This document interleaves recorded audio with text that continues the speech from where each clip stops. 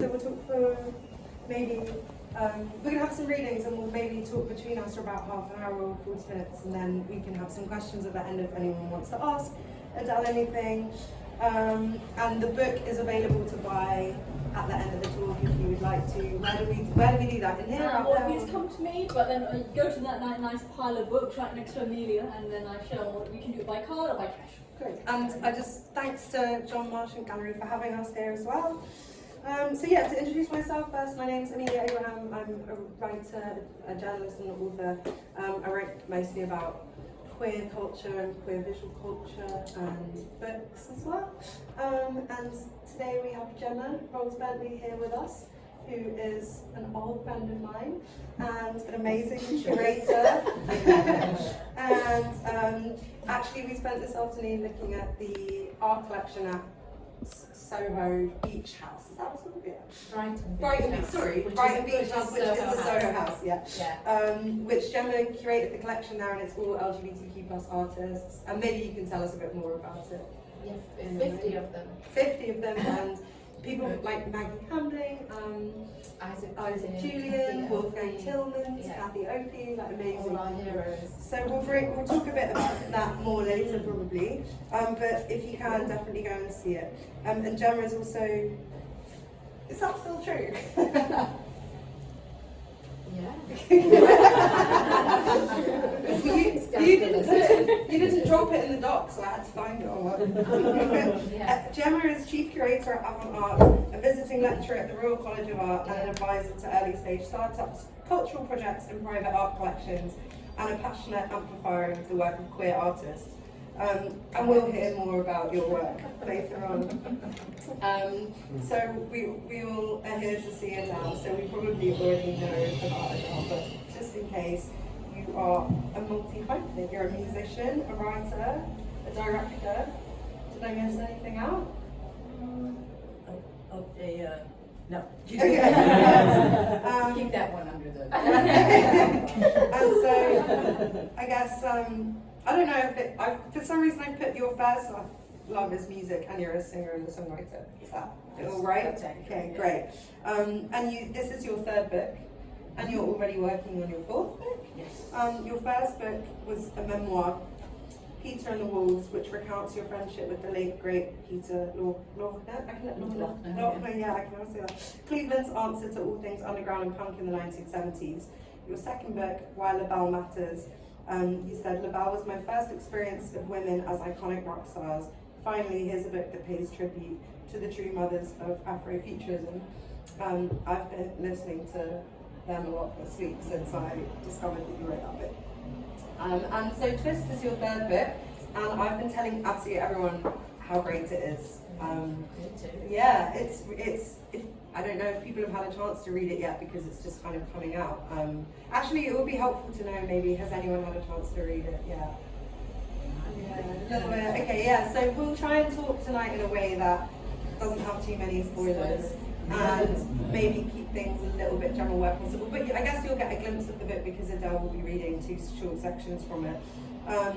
But it's a memoir that takes you up to the age of 17 in your life, and you have this amazing voice in it that is kind of transcends age, I think, like a kind of omniscient, I don't know, yeah, it's like a voice that's like ageless. It's really hard to do in writing, but you managed to do it. Like, it does feel like you're writing from that time, but then it also feels like you're writing now at the same time. It's amazing.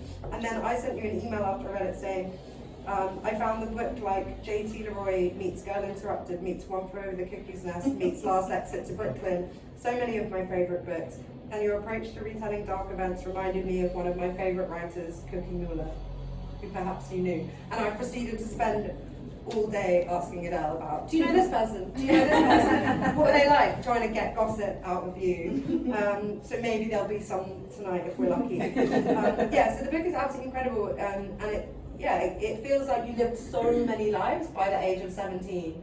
You must just feel very tired. My legs ache. Like, I was like, wait, you're only 17 at the end of this book. How have so many things happened? So we'll talk about some of them tonight. Do you want to start by reading a passage you selected? Sure.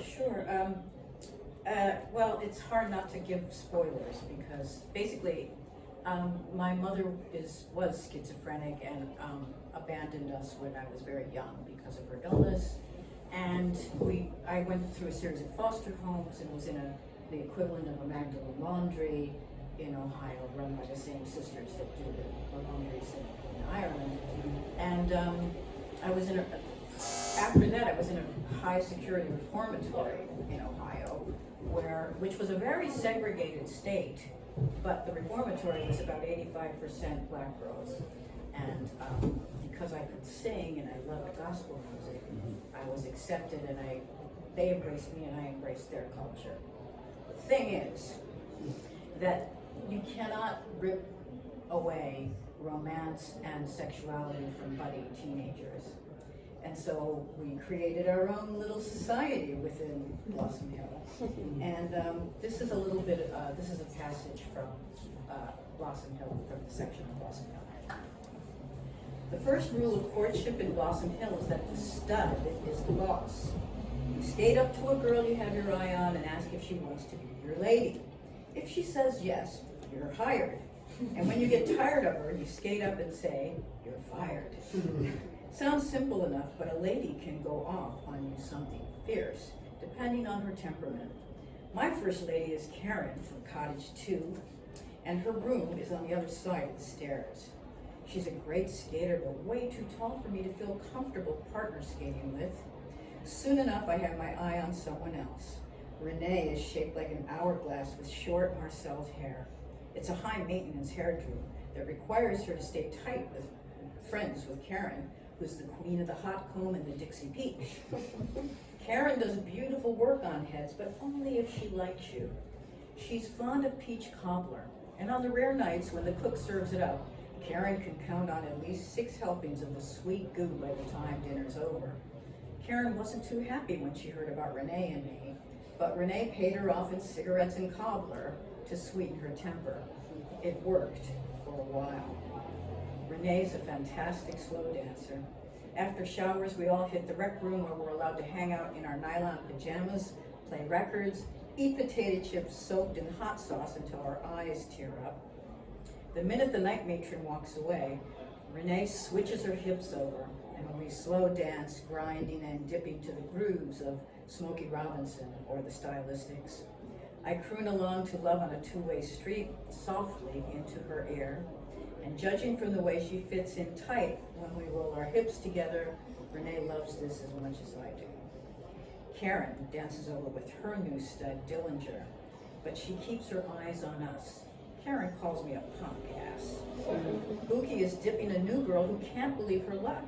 She blushes while Buki flirts, not knowing that Buki goes with a fine lady named Sheila from Cottage 4. Min Calloway sees all this Romeoing and lets it slide. Strange how she never tries to break us up, even when we start to make out. She pretends not to notice and lets us get on with it.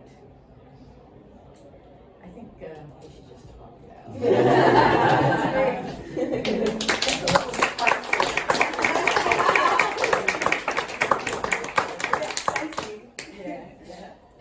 There's spicy bits. There's spicy bits. I actually had a sensitivity read on this book, and they wanted me to take out all the teenage sex. And I thought, what kind of teenager were you? You left that in. No, Yeah. Did you take any of it out? No. Good. Yeah, good, because that bit feels really important. Yeah. I feel like, well, when I was reading it, I felt like it was a bit kind of a new experience, because I was trying really hard to think of other things I've read where I felt those bits of myself reflected, and I couldn't really think of any. In terms of that like queer coming of age story, it being super authentic because it's memoir and it being about lesbians and it not being about men. Yeah. The only thing that comes to mind is the films of Celine Sciamma. You know, she's like a French filmmaker. Yes. She makes like lesbian coming of age films that are really sensitive but also quite sexual. And but there's not very much of that. I And can think also of those it. are like kind of more abstract. This felt more like in the weeds, and I think that's because it's memoir. The other thing I thought of was, and we talked about this, Douglas Stewart's Shuggy Bane and Young Mungo, which is not about women. but that's the only other kind of queer coming of age memoir. Yeah, it reminded me of that book too, a little bit. Have you read that? I don't know, maybe some people here have read Shaggy Bane. But the way that you, I mean, I guess because he is writing a lot about his relationship with his mother, and your book, of course, starts with your mother and like going through mental illness and also some like family abuse and things like that. I mean, that's what he's describing, and he also grew up in a very working class family, but also so the relationship and the love for the mother and the optimism and the kind of like rose tinted glasses with which you maybe try and view your family through, and then also the way that you treat the queerness like is such a big part of the book, but it also feels a little bit, you're not making too much of it, it's kind of just so who you are, and I found that about Shaggy Bane as well. But this question I wanted to start by asking you is just about the whole, just to get it clear, because it is a memoir, but you kind of fictionalize things a little bit, or use a pseudonym. I wondered to what extent are things sort of now how, because it says so much detail as well, so how true is the story, and also maybe you could talk about why you chose to use a character, an avatar through which to tell it. Maddie Twist, the character that I present in the book, was going through it in first person active. I needed that protection in a way as a kind of an armor to kind of march through these trenches, or these, you know, the war zones of my youth, I call it in the book. It gave me enough of a distance to write objectively too about what was happening. And yeah, I guess there's a new word for the genre. It's called autofiction. But it really helped me because it took me decades to write this book. I would write a few chapters, stick it in a drawer, pull it back out a couple of years later and write more on it. And honestly, it wasn't until maybe about 6 years ago, when Trump got elected, that I said, you know what, we've fallen down this briar patch of lies. And there's so much systemic hurt going on in America, you know, to people. And I wanted to write it as a healing for not just myself, but how to heal from trauma is very important to my approach in the book. And Maddie Twist as a character helped me create that. Did you find it healing writing the book in like a kind of sense of catharsis? Because there's some quite traumatic things that happen throughout the book. I did. I mean, I think women and their mothers, that's a big thing, you know? And I was very angry at my mother for decades. It wasn't until the last time I started writing the book that I really looked into the maternal lineage. I'm Irish on my mother's side, and no fathers, nefarious, you know, husbands. It was all very dark and mysterious, and no one talked about it. And I learned so much about why my mother, did she choose madness? I don't know. Maybe she did because she felt so constrained by the gendered role she was forced into. But I realized what had happened to me paled in comparison to what had happened to her and to my grandmother and the woman before. So I came to that realization while I was writing the book, which was very important.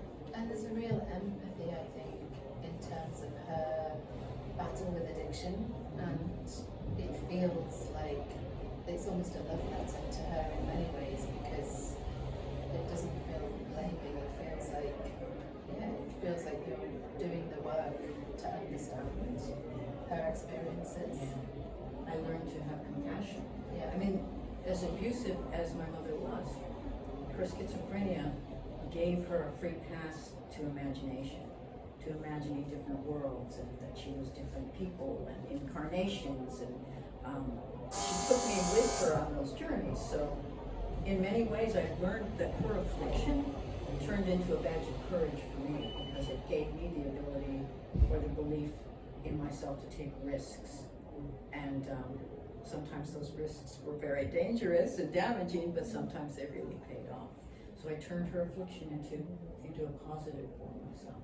Yeah. For anyone who hasn't read the book yet, do you maybe want to, firstly, it would be good maybe to talk a bit about where you grew up and what it was like, in talking about the first section of the book, and then also I wondered whether you kind of ever knew that you kind of have poetry as an escape, but I wondered if you ever knew growing up as you did that you would be a writer, because I would imagine there might have been some sense of imposter syndrome or something, or I don't know, like, did you ever envisage that you would go to the places you've gone to? But maybe to describe to the people who haven't read the book what your upbringing was like a bit more, just because I'm conscious you might have considered it. Yeah, it was very working class. It was Cleveland, which was an industrial city, probably similar to Manchester here, and very rough, working class. My father was an Italian immigrant, and it was such a segregated city, and he was a virulent racist, so he blamed everything on the blacks.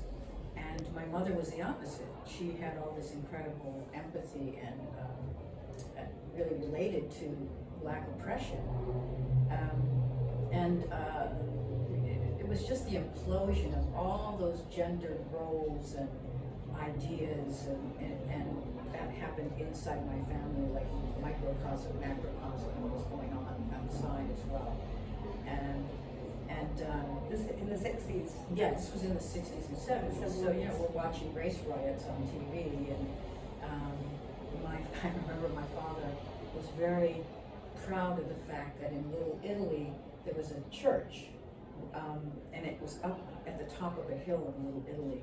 And he said that when Martin Luther King came to do a march in Cleveland, they assembled at the bottom of the hill, and the Italian men went up in the church tower with guns.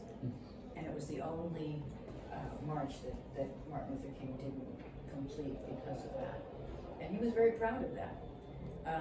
And when I ended up in Blossom Hill, thank God for my mother, who wasn't a racist, I was the anomaly. White people did not associate with black people in Cleveland at that time. And it was really interesting because black culture is incredibly warm, and music is such a big part of it. And I really healed a lot, via the music, gospel music, and that was my life raft, really. Yeah, you talk about the music you love throughout the book, and it's kind of, you trace the trajectory of your upbringing through music, like it appears again and again. Like there's almost like a soundtrack that goes along with the book. And you hear the music, and sometimes you don't even name the song, it's just bits of lyrics, and if you know the song, you can then hear it as you go. But you also, that kind of journey into imagined worlds that you talked about your mother taking you on, you kind of use that a little bit as well, like with your poetry. There's little moments where it becomes somewhat abstract in the text. It's often at the end of a chapter, and it kind of becomes a little fantastical, and it's almost like sometimes it's adding a softness that's maybe kind of needed as a survival mechanism given what's come before in terms of the content. It's very poetic. Thank you. I think that when you're a child, we're not very emotionally intelligent. We don't know how to describe how we're feeling, and music was always that mirror for me. I would hear a song and I feel that, like one I bring up a lot is the Jerry and the Pacemaker song, Ferry Across the Mersey, because I knew by the time I was 10, 11, when that song was on the radio, that I wasn't going to be having a home. And I would hear him sing about longing for, to go back, and that he would be in a place where he was loved. And I remember relating to that so much as a kid, saying, this is how I feel, and singing those songs. It was a mirror for emotion. And also the music, or your access to music almost becomes a metaphor in many ways for your own kind of incarceration and freedom. Like there's so many moments where what you are listening to is policed by whoever's got the records. Right. And then there's kind of a really liberating moment in your own record player. And I remember reading that and thinking, wow, this is freedom. And it's access to that music. And that's throughout the book. There's various moments you're in, your school friend, and all these different things where they're regulating what's being played. Yeah. I thought it was really powerful. We made a soundtrack to go with the book. There's a Spotify list of that's good. songs. That's great. Yeah. And then listen to that. You mentioned freedom. I guess something that's interesting is, so you what age were you when you left your family? 11, and then you went into foster care sort of system for a while. And there are moments throughout the book when you're in these various places like foster care, Gaitskill, where you try and you want to run away and you escape. These are one of my favourite moments of the book because it's so wild. You're escaped basically. You and you just run. You just start running and you just run away and you have no plan whatsoever. And I'm like, this person's like, I just have to get away. You're like 12 years old and you're like hitchhiking away from where you're in foster care, and it's like I was on the edge of my seat, like this is gonna end badly, and of course it really does. Yeah, there's a couple of circumstances where it does. Yeah. And then sometimes you go back. I mean, maybe you want to say more about that feeling of leaving, but then going back and that push-pull between like freedom and compulsory. Magical thinking, when you're a kid and you're in traumatic situations, you do a lot of magical thinking, and sometimes you do autoscopy where you're disassociating and you're moving your body. So sometimes when I was running, I felt that, it was a magical way of disappearing from bad circumstances. And Harry Houdini was a great hero of mine. I wanted to be like Harry Houdini, snap my fingers and disappear. And then what pulls you back? What pulls me back is the danger that I've encountered out there as a 12-year-old child. I learned my lesson basically, and I knew that if I didn't go back, something even worse would happen. So I would return to the institutions, for reasons of safety. Because there's another time you run away from the convent when you're 16ish or something like that, and then you decide to go back. But you made it quite far that time. Where did you end up again? We ended up, it was the time of Kent State, which in the 1960s there was a shooting where the National Guard killed 4 protesters. And Cleveland's not that far from Kent State. So the girls that I ran away with, we said, we're going to go to Kent State, but join the revolution, right? So we ran to Kent State, and it was about a month after the shooting, and it felt like the whole revolutionary period of the 60s had died. There was such a sadness on campus, and such a sense of defeat, and there was nothing there for us. It was very devastating to experience that. So I didn't know what else to do. I basically returned. I wanted the safety. I wanted to go back. When you leave your family, just go back to the sort of period of the book. So it starts with your time at home with your mother, and then it's got all these. This is what I mean about So Many Lives. It's got all these sections. It's very episodic. I think when I was trying to describe it, with all these different stories and kind of cultural touch points, because it does have a bit of all of those books in it. But the part after you're growing up and you're back with your foster family is when it feels like you are discovering your queerness. And I think we were both really relating to some of the things that happen in that period. Maybe you want to say more, Gemma, what you could relate to, this kind of queer coming of age. Yeah, I mean, I found it. I was interested by my own response to reading the book, because there were definitely moments, those spicy bits that I'm really glad stayed in the book. There was moments when I was reading them and it took me back to like in the 90s watching Queer as Folk on a black and white 2-inch TV screen under my covers, because that was the only access to any kind of queer representation that I had. And I almost felt a little bit like that reading the book again, like, oh, I'm kind of accessing this thing. But I find it really interesting that was made, there was a question mark whether that stayed in or not.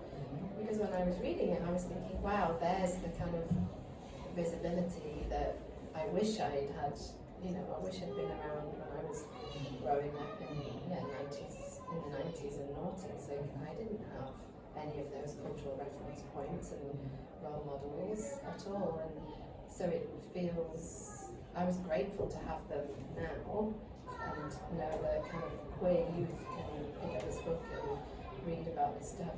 And when my mum's going to read this book, she's going to borrow it after me. Well, I finished it, so she's going to read it, because I feel like it's important for people I think it's important for queer people to read this and get that identification, but I also think it's important for everybody else to read it and just kind of get some insight into that, because we don't have that still. Yeah, it's. I hope that more people will write about queer history. You know, I'm ancient, and you know, I would love to hear more stories, you know, from the gay elders about what it was like, because in the 60s and 70s, if you were discovered as queer, you know, I had a couple of friends who lost their lives over it, and I was beaten really badly once for being discovered by a foster sister who was definitely a little closet type. Yeah. The homophobia was like, oh my God, you know. The rage came out. But I just wanted to mention, oranges are not the only fruit. Yeah. Was a brilliant book about Yeah. and it has some spice in it. And actually, Jeanette Winterson was at the Tate on Wednesday. Oh, she was. She was. Yeah. And she teaches at Manchester now. Oh, she does. Yeah. Yeah, because that was reading her book for me was also an incitement to write my own book. Years That's and years ago when I interesting. first read Yeah. Oranges, you know, because it was so poetic and beautiful, and you know. It's like there's that, and there's also Radcliffe Hall, Well of Loneliness. They're kind of like the rites of passage. But the fact that that's, until we have your book, that's still all we have, is kind of troubling. What were your, because it is, you forget, you know, the time you were kind of coming into your queerness, you had even less to look at. You know, there was no queer folk, there was, you only really had, you said the killing of Sister George, Right. which maybe if anyone doesn't know what that is, you can explain what that is, and maybe, was that it? Oh my God. Well, I remember seeing several, there were, what do they call them, the gay panic films, right? Where, you know, the lesbian, a tree would fall on her and kill her, you know, or Sandy Dennis was in one of these. And, the Children's Hour, my God. What's that one? The Children's Hour is Audrey Hepburn and Shirley MacLaine are teachers at a girls' school. And one of the girls who just wants to attack them because she's not getting her way, accuses them of lesbianism. And at the end, I don't want to do a spoiler, you should really see this film. It's a brilliant film, but it's tragic. And you know, so all of these messages you're getting about being queer are like, you're gonna end up dead. And so, yeah, where were we? Is that all you had? Yeah, that's all, you know. I pretty mean, bleak. it's very bleak, and I think it's another reason why, you know, we were so gender rolled identified inside the Borstalls. You know, you were either a stud or a lady, and you had to pick. And you know, we played these gendered roles, and you know, whenever you would hear songs on the radio, you never heard a woman singing about another woman or a man. You know, so you always had to put yourself in the position of the guy singing to the girl. Because you said that you kind of almost identified as a guy at that time. Do you think that's because you were like, how can I be gay and not be a guy? How can I be attracted to women and not be a guy? Right, exactly. Is that right? Yeah, it's kind of right. I mean, it's you know, it's so complicated, the whole gender thing, because as a child, you know, when I was growing up, I wanted to be both. I was very gender fluid, and not that I wanted to be a guy so much as that I knew that the only way I could love girls was if I acted like a guy. Right. But I did like being a girl. I mean, I wasn't.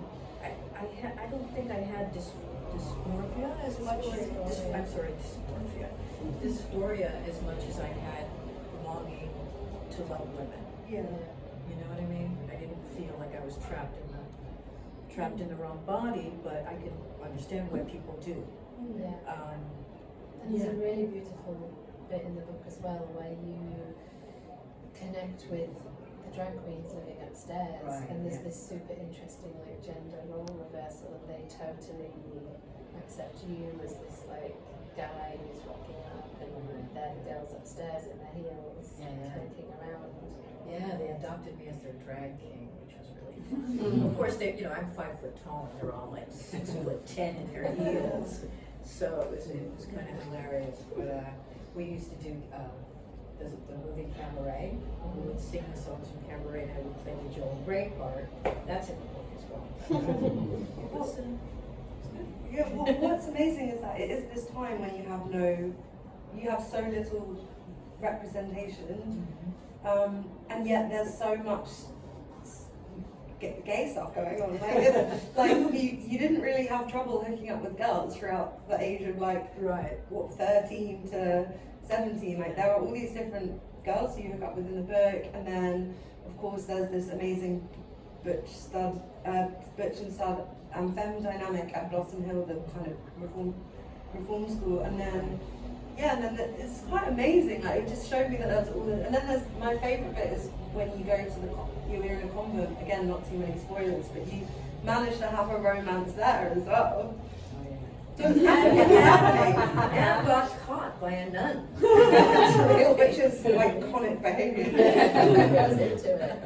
Yeah. No, the nun was not into Well, it. she was kind of. She was a closet case too. Yeah. Closet case too. We're all right. Oh yeah, All yeah. the nuns Well, are at it. yeah. I mean, when you're locked up, it's like you're gay for the stay, right? And a lot of people will go back to being hetero when they get out, but many of us did not. But yeah, the nuns were a little spicy themselves. What do you think at Blossom Hill, the part you read? Yeah.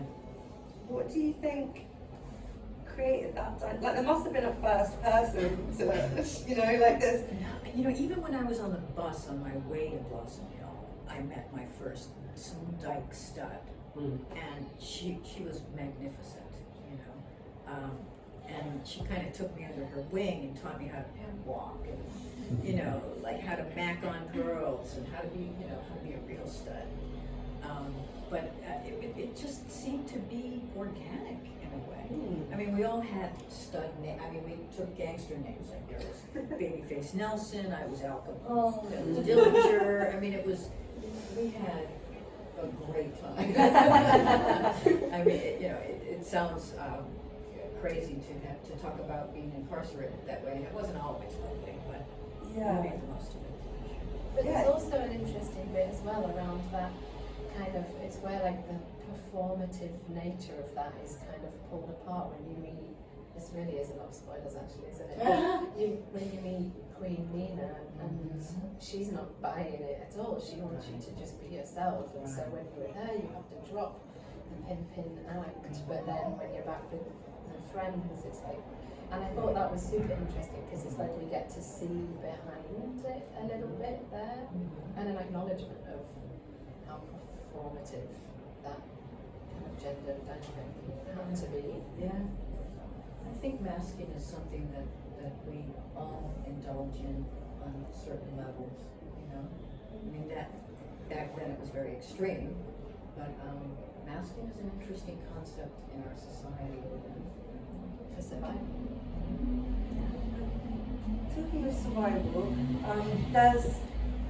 we all had a chat before we did this talk, and I was like, it would be good to talk about how we've all acted like maniacs, and how that links to queerness as well, because, in the book, it seems like to me sometimes, for various contextual reasons, but also maybe to do with your queer identity,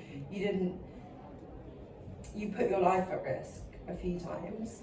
And yeah, I wondered if you could say whether you thought that linked to your queer identity, or why you were why I was naive. Okay, it was incredibly naivety. naive. Yeah, it was like when I would run away, I was reading about hippies in Life magazine, and I thought that's, if you saw someone who looked like Jimi Hendrix or Stevie Nicks or whatever, they were to be trusted. They're hippies, they live in a commune. It was all bullshit, in my case. And I put myself in harm's way from naivety. I was a kid. I was 13, 14 when things really went awry. So yeah, it was more about, the partying and the wildness came later, when I was emancipated. But the running away I just thought that I would find good people, and I didn't. I think as well, one of the things that comes through that I really identified with, and I guess it's in the way you're talking about yourself and some of the choices you're making, and some of the maybe naive or bad choices. I didn't necessarily know what was to come later in terms of all that partying, but there was something in that wildness, and there's almost like a lack of self-care that we were talking about as well, that I totally related to as well. And for me, I felt like that was a part of my queer youth, that I was I totally connected with. Why do you think it was part of your queer? I mean, I think part of it is that I think there's part of it is question. Part of it is like I work in a creative. I'm quite a creative person and operate in a creative world, and I think within that there are all these versions of kind of hedonism, and that's kind of one part of it, I think. But also I think growing up with a deep sense of confusion and some trauma that goes with that, there's definitely for me, like a need to escape, and alcohol and drugs provide a great escape room. Yeah. And I think in many ways, and I hear people say this a lot, it's almost like that side of it kind of keeps you alive until a certain point, until it stops working, and then it's the thing that's going to kill you. Yeah. I mean, when I was 17 and started going to gay bars, I mean, that was the only place where we could gather together, and everybody was drinking their faces off because of a deep sense of shame that was not, it wasn't organic to who we were, it was foisted on us by society, and it was very toxic. And the way we dealt with it was, let's drink and party and do drugs and everything, until, like you said, it doesn't work anymore. I think one of the reasons why I'm here today sitting in front of you is because I'm sober. If I had not gotten sober when I did, Me too. And I feel like that's one of the things, I don't know if it's through your lens of sobriety, that some of, that thing that Millie said in the beginning about like the voice is kind of ageless. There's a real wisdom there, as well as that vulnerability that you bring in by writing from that perspective. But I feel like there's the work that one can do through sobriety gives you kind of the tools to look back at yourself with kindness and empathy, and not regret the past or shut the door on anything. And I definitely felt that in your writing, and I connected with that through my own journey of getting clean and sober. I feel like you can read that in other queer women writing, like who are sober as well, like Maggie Nelson and also Michelle T. The way they write about the past has kind of got that similar. Like you can feel that they've come into their writing once they've sobered up. Yeah, definitely. And I think that for me, like a lot of the kind of maniac behaviour, if we're just going to call it that as a short maniac. Yeah, I really related to that, but like as a writer, I guess like doing things for the story. I could kind of see that in myself when I was reading it.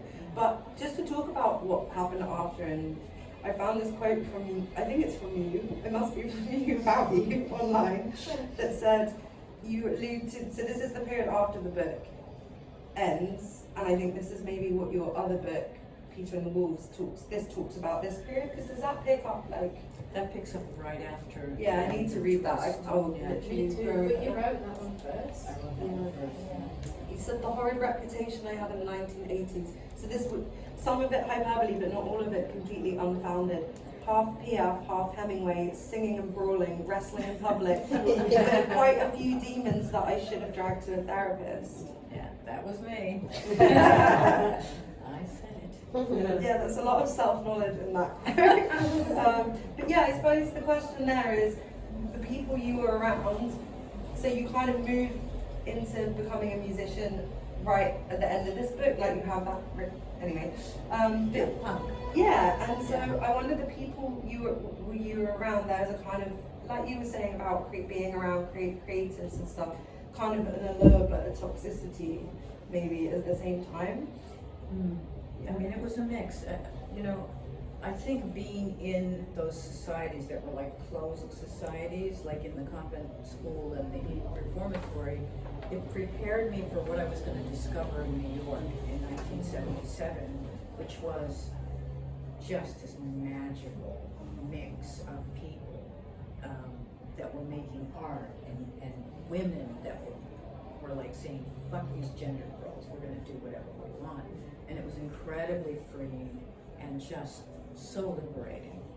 But it was it was a society that was very closed as well, and we weren't thinking about like selling our work or becoming famous or any of that. We were really there to just create and collaborate with each other. And it was very sexually fluid. It was a really magical little society. What do you think was some of the kind of conditions that allowed it to be like that, and also Cheap rent. Yeah. Yeah. I mean, you could get an apartment for $50, $100 a month in New York in '77, and Patti Smith kind of instigated all these women to come from all over the world, like Japan and Berlin and Paris and England. It was incredible, and that's the book I'm writing now because unfortunately men have written about that time period and that scene, but it's always from a male gaze and the women are downplayed. Whereas I always felt that the women were so provocative that the guys had to keep up with us. So, it's a really interesting time that I would love to give some light to. Sorry, I told you I've been doing this all day, but did you know Patti Smith? Like every time I name them, I'm like, do you know them? I met her. I've met her a couple times, so I can't say that I'm friends with her. I know some of the guys in her band. Yeah? Yeah. Where did you meet her? I met her at Shameless. I met her at Max's Kansas City, which was a club in New York. And downstairs they had a VIP lounge in the back. And it was kind of like, a bridge between the older scenesters and the new no-wave kids, right? So people like me and Lydia Lunch and some of the contortions, we'd go into this VIP lounge and Warhol would be sitting in the corner with, Holly Woodlawn and a few of his acolytes, and we would be throwing spitballs at them. And that's where I met her. I met her in that same situation, yeah. That actually reminds me of another book that your book vaguely reminded me of, although I felt like there was a connection, which is such a good book, which is Jane County's memoir. Oh, I haven't read it yet. Oh, it's so good. I've forgotten what it's called.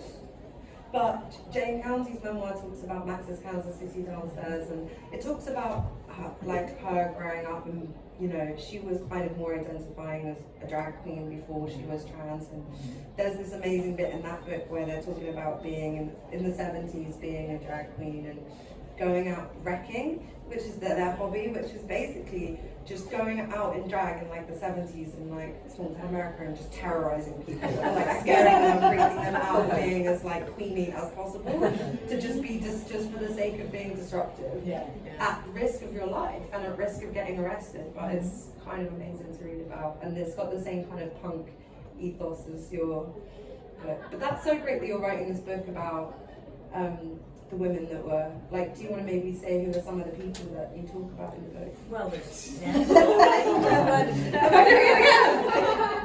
Underneath the story. Right? Nan Goldman. That's a legitimate question, I'm sorry. We all want to know the answer. Kathy Acker, Nan Golden. And Nan Golden, you were dating. Yes. And the film, what's it called? All the Beauty All and the Beauty and the Bloodshed, yeah. And Nan Golden documentary. There's some really beautiful footage in of you and dancing. It's really nice. Yeah. Gosh, so many women artists. A band from Berlin called Malaria, all-girl band. Lizzie Mercier from Paris. You're a fan. You got your first customer. Ikwe Mori. I mean, just so many women. Yeah, great. And- Jenny Holzer, Kiki Smith. Yeah. And you had your band as well. When was that? The Bloods, we got together in '79, I think. And we didn't stay together too long. I mean, we were wild lesbians, and no music, guy would ever touch us with a bottle. We'd go hang out, and we did tour in Holland and the UK for a minute. But we'd go into a bar in Amsterdam, pull out our switchblades, stick them in the table, play poker, and drink, and smoke cigars. We were.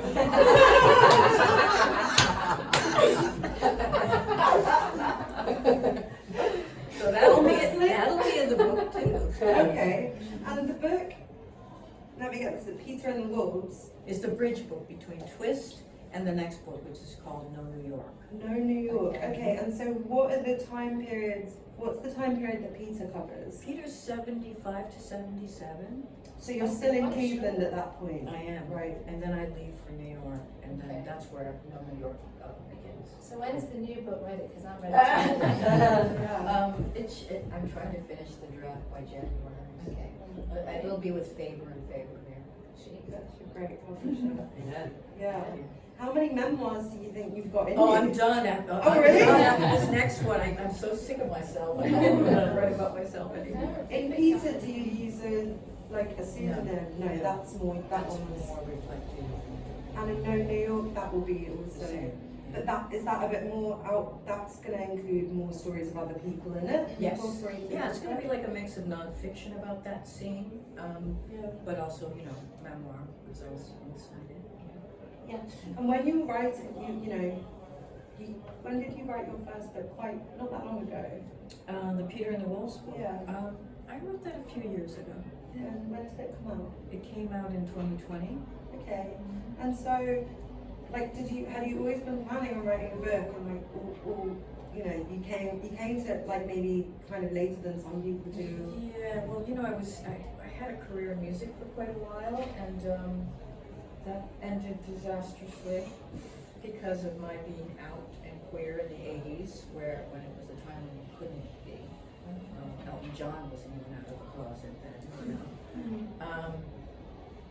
So. In what way, if you don't mind me asking, kind of what did you come up against, and why did it end disastrously? Well, what happened was, I had been involved in this scene in New York with all these amazing women, and we did whatever we wanted to do with no controls.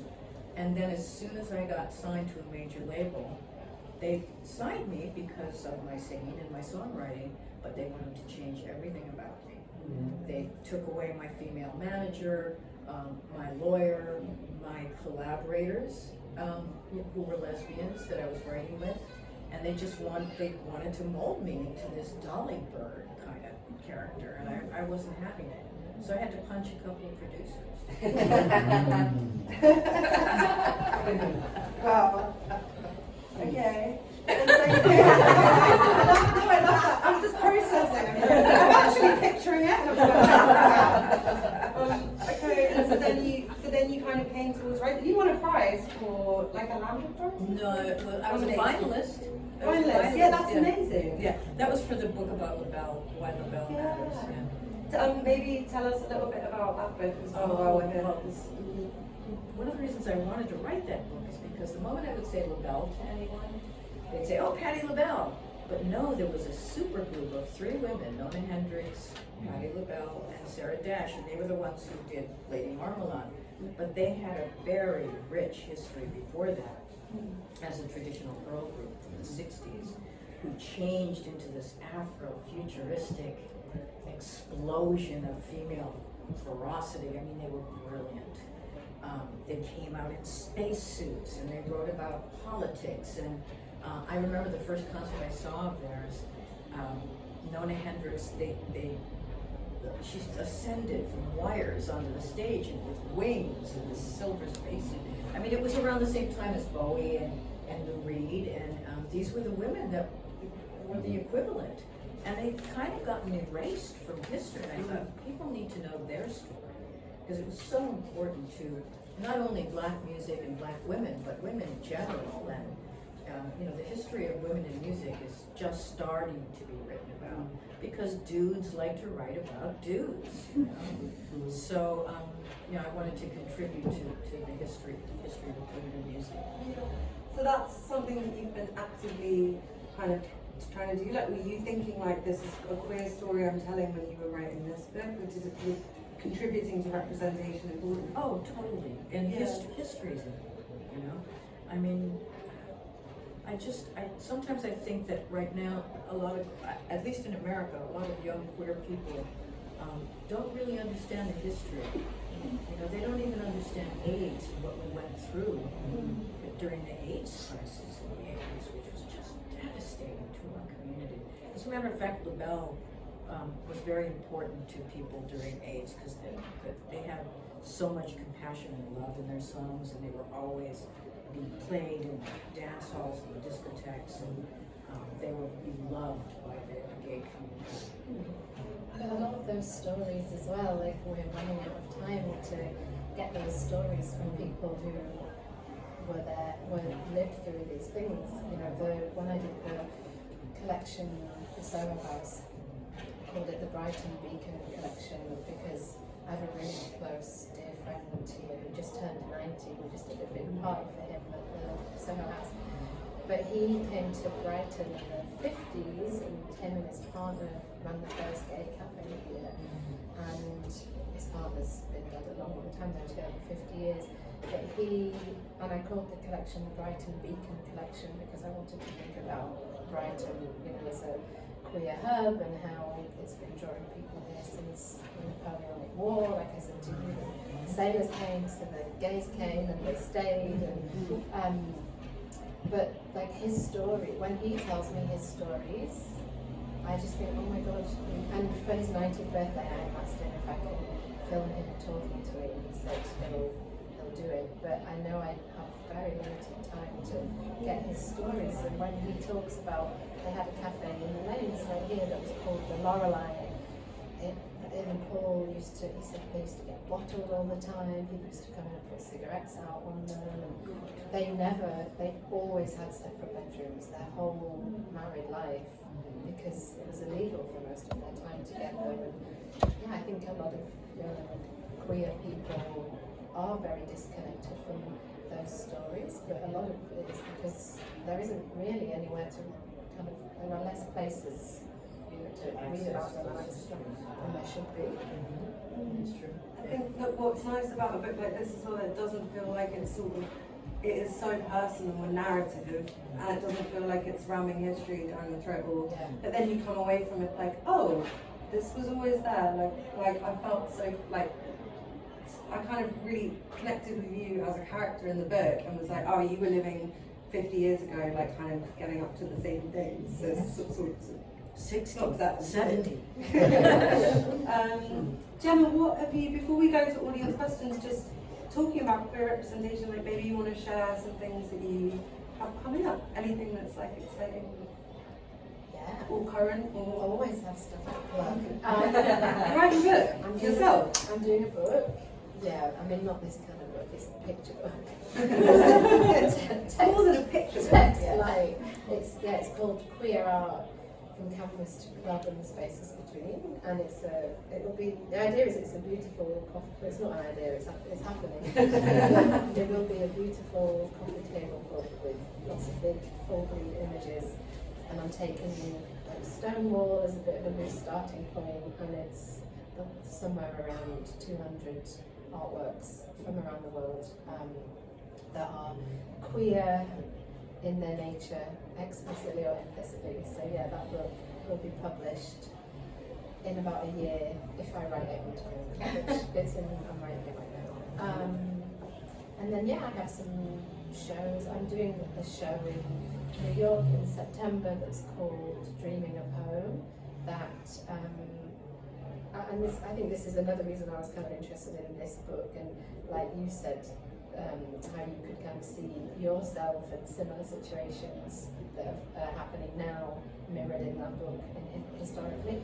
But the show I'm doing in New York, it takes Catherine Oaker's self-portrait cutting as a starting point, which is a photograph where she cut into her back a house and 2 stick figures.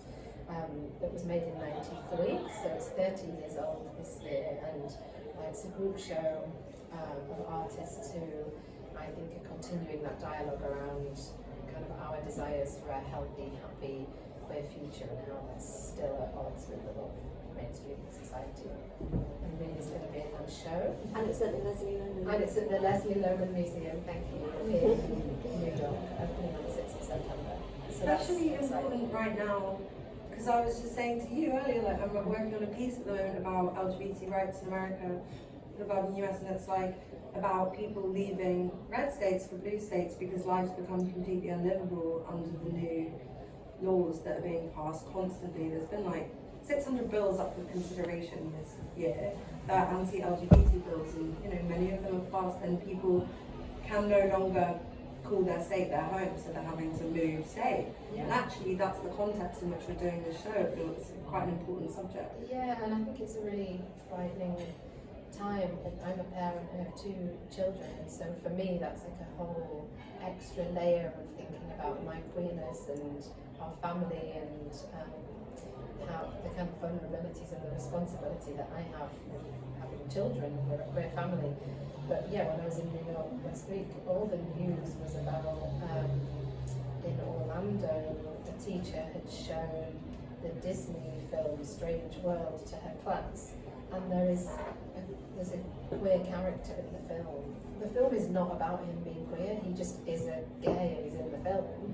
And at the end there's a very sweet moment where he gets a boyfriend and his boyfriend puts his arm around him. Like, it's a really light touch, but it's lovely and we watch it at home all the time.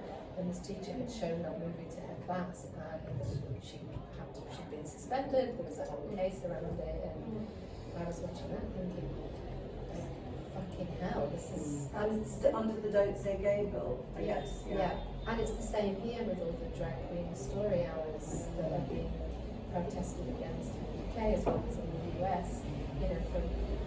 I feel like for me, when I was thinking, when we were thinking about having children 6-7 years ago, it was quite a different climate, and I think things are a lot more frightening now than they were 7 years ago. And yeah, my oldest child will start school in September, and I feel really nervous about that, knowing that many of my neighbours in South East London have been out protesting against drag queen story hour. It's fabulous. In the States right now, the Target department stores had to pull all of their gay merchandise, like rainbow t-shirts and things like that, for Pride Month, because they're getting vicious death threats on the hour now.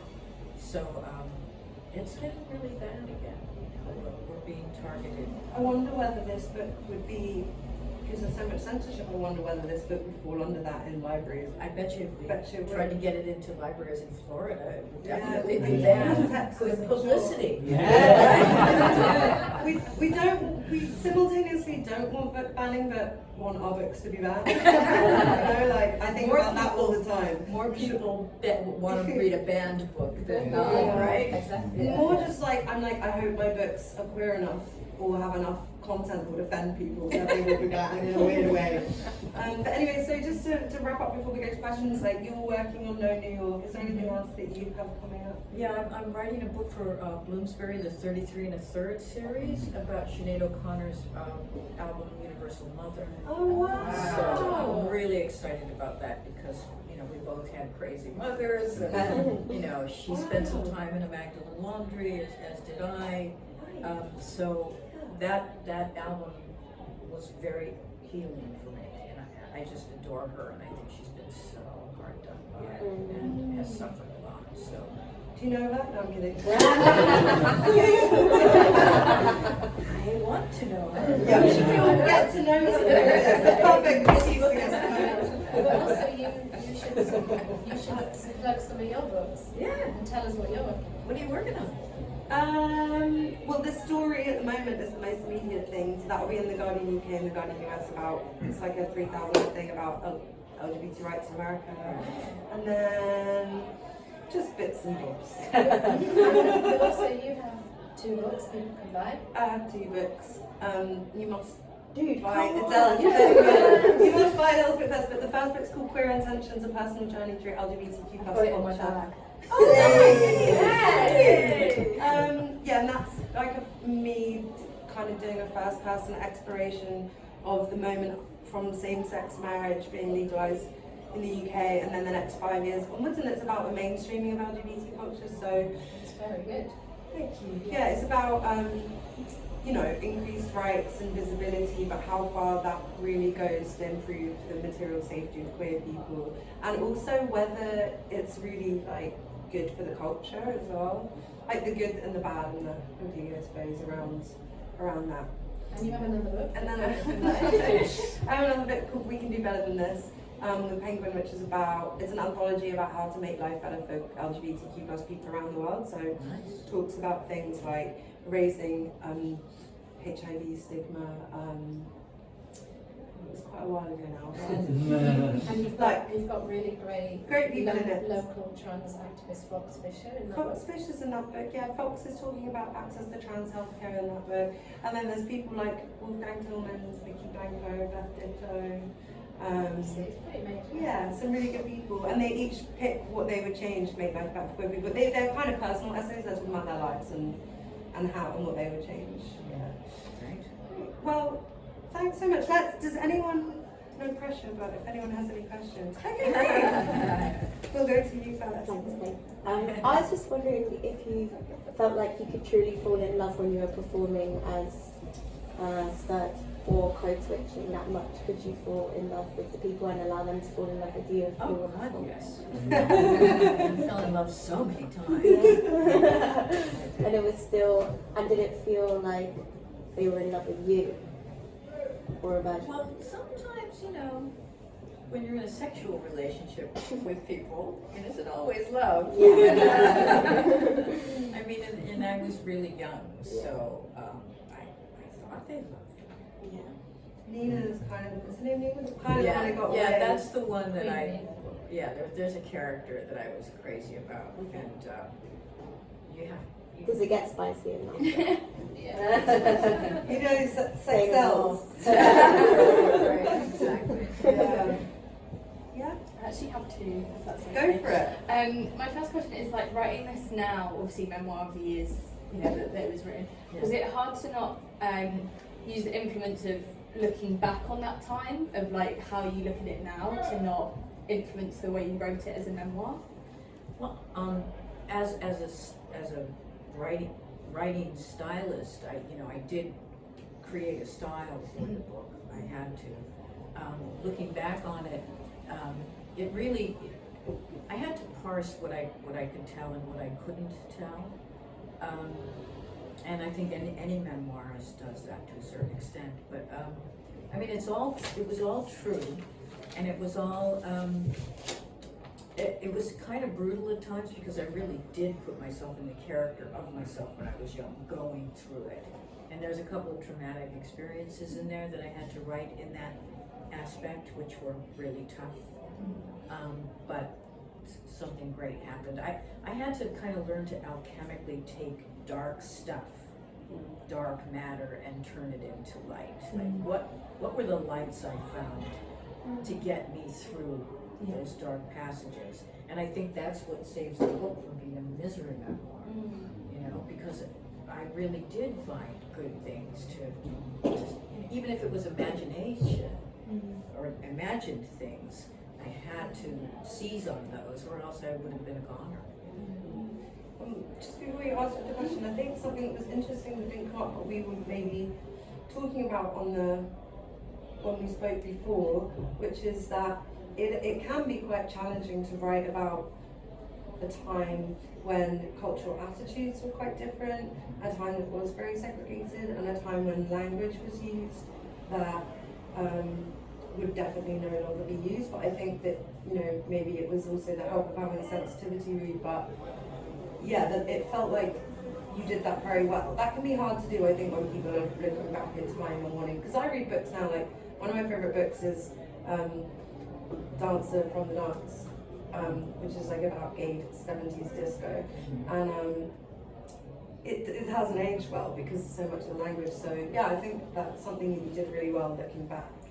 Well, you know, it was interesting because the sensitivity reader wanted me to do things like not describe people as black or white, and which completely would have undercut the stories. You have to know what these people are like, you know, and also the way people talked. I wanted to stay faithful to that, and being in first-person character going through it was a great way to avoid the adult analysis that's happening today. I mean, you know, they want to rewrite Flannery O'Connor and Roald Dahl, and you know, there's a lot of craziness happening, but this is the way people talked, and it was suggested that I don't tell the truth about that. And thanks to my publisher, Michael Zilka, he allowed me to write the book the way I wanted to, and we ignored the sensitivity readers and, you know. Yeah, I mean, I think if it feels relevant, which in like Blossom Hill, it does, because there's so much of like, it's about black culture, so it's not. So if it feels relevant, then it should be. Yeah, I mean, it's true. It's the truth of what it was like in the 60s and 70s, you know. Very different time than today. What was your other My question? second question, if that's okay. How formative were those years to the work that you do now? I love the article you did in the Huffington Post about Susan, and the work that you do with people incarcerated now with your music. How formative was the time you spent in those years to kind of what you do now? Well, one of the things that when I do go into jails or prisons to work on songwriting workshops with people, it's so liberating for them, because music was really a life raft for me.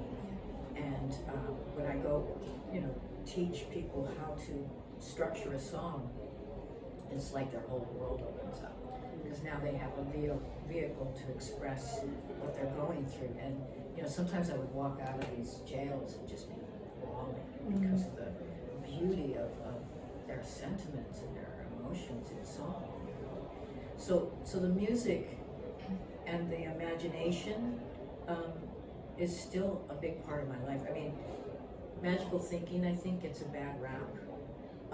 Although I've had therapists tell me, you know, magical thinking, well, listen, if you blow up a big life raft and you hold it in a elevator in Beverly Hills, people are going to think you're nuts.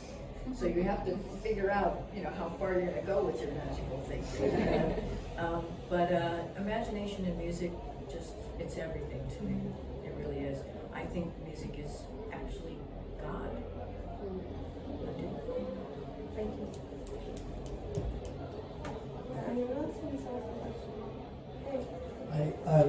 I know you mostly do music, so I'd like to know, when you first moved to New York, I hooked up with James Chance and Lydia and everybody else. Yeah. Were you accepted easily? Did you know them beforehand? And was it kind of a closed community, or were they very welcoming? I wouldn't say they were welcoming in a fuzzy way. But everybody was such an arch character. This was what was so great about that period and those people. Everybody had, like, the character. It was kind of anti-fashion because no one dressed like each other. Like, I dressed like the Artful Dodger meets Iceberg Slim. And, you know, Anya dressed like, you know, somebody from a French noir movie. And everybody had their characters, and they accepted me right away because it was such a freak, you know, and we were all really arch individuals, and that's what attracted us to one another, so it was kind of immediate. And did you go specifically to make music, or just what? I went to play music, but once I got there, I was writing poetry and making films, you know, and it just jumped into everything. And that's what was great about this scene too. It was different. Punk and no wave was different from the scene here in London at the same time. Because in London, there were a few people like John Maybury and people like that, but mostly it was music. In New York, which was really exciting. Since there was a real golden time with like the cheap rents and the back works, government, the council, whatever. And just all these mad people come together, having the freedom to do whatever they want. And like the people you worked with, the artists, it's just a golden moment in time. Yeah, it really was. You know, a lot of great artists came out of that period. People like Nan and Golden and Jim Jarmusch and Kathy Acker, and I could just go on and on. We've run over a little bit, so I think that we should probably call it. But thanks so much to Adele for being here.